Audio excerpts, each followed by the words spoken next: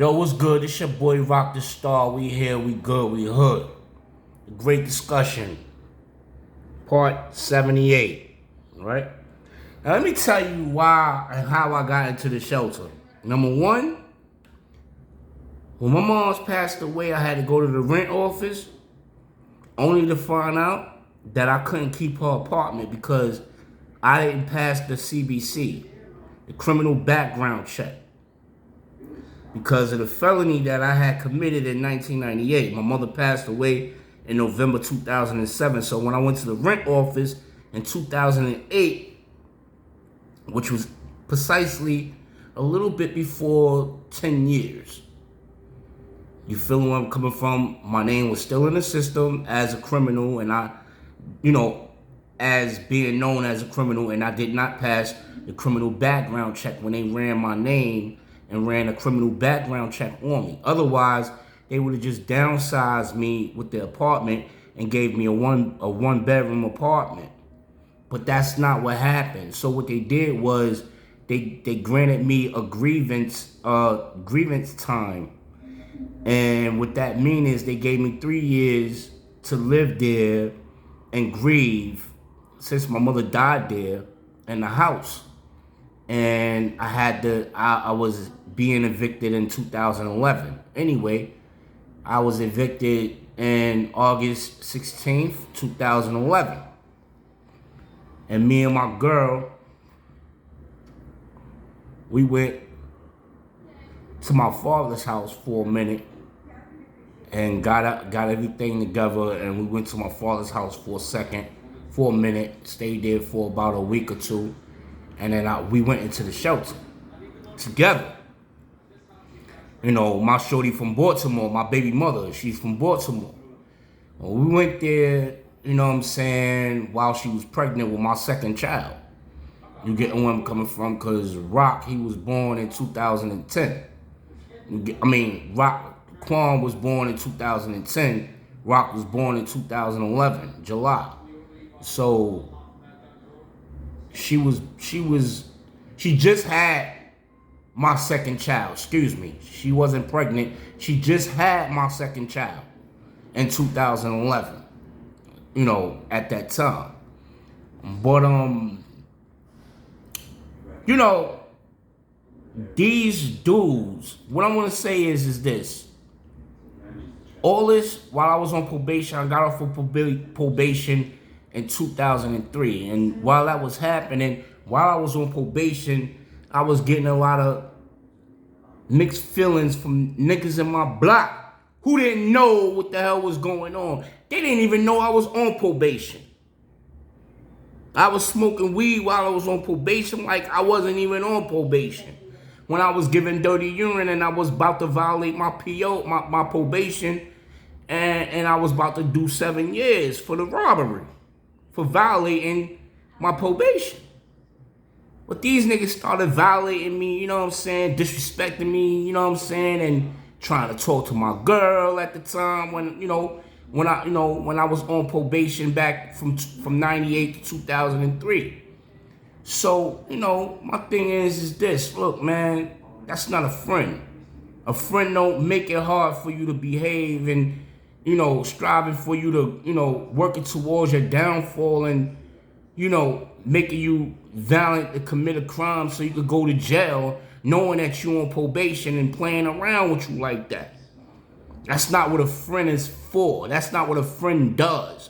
A friend wouldn't do that. A friend wouldn't arouse you to be violent and wanting you to fight and this, that, and the third, and so it could escalate to you getting handcuffed and going to jail. Why would they do that? That's not what a friend does. You getting where I'm coming from? Whether they know you on probation or not, that's not what a friend does.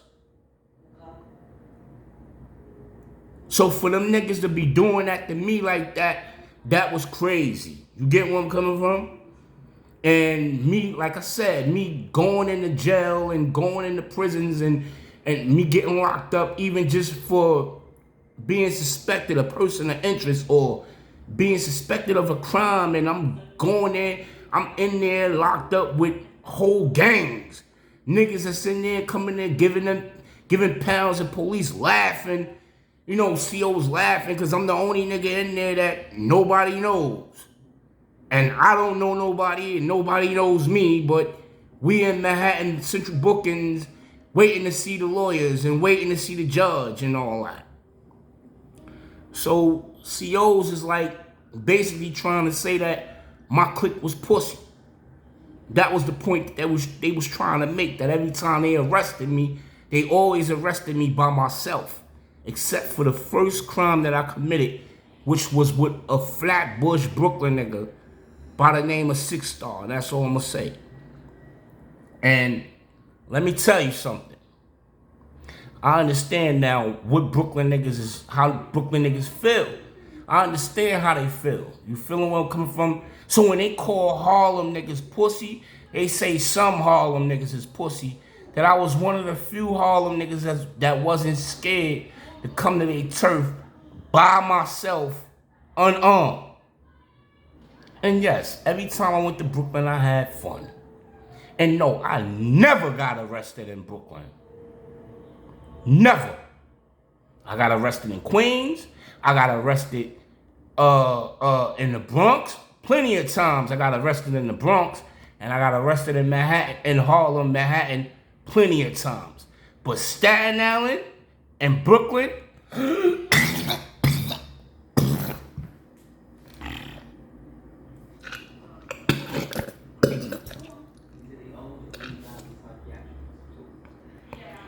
but Staten Island and Brooklyn, I never got arrested. Excuse me. Word. That's crazy.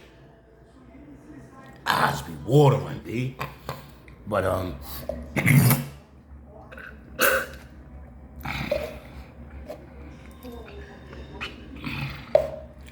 yeah. There's a lot of real niggas, like one of my Spanish niggas that committed crimes with me. You know, his baby mother committed crimes with me. He and his baby mother committed crimes with me, not simultaneously, but separate. Well, she wasn't fucking with him no more, whatever. But at the same time, we cool. You know, I was getting money with her, and I was getting money with that nigga. You know what I'm saying? And they was from my building. But they wasn't part of my music band. Those was street niggas from, you know, they Spanish, they Puerto Rican. I was getting money with them, committing crimes with them. And we didn't get caught. We did our thing. You getting where I'm coming from? So that was just basically the whole point of the story. But peace, I'm out. Rocdastar 1.